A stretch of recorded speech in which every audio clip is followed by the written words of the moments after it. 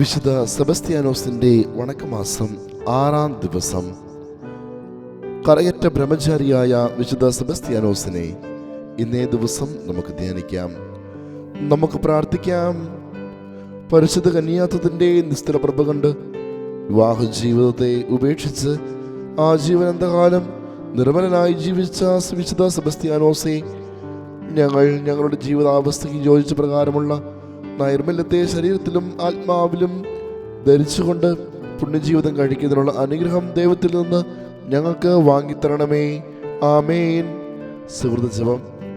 ആജീവനാന്തകാലം കന്യാവ്രതക്കാരനായി നിർമ്മല ജീവിതം കഴിച്ച വിശുദ്ധ സെബസ്ത്യാനോസെ, ആത്മശരീര ശുദ്ധതയോടുകൂടി ജീവിക്കുന്നതിന് ഞങ്ങളെ സഹായിക്കണമേ.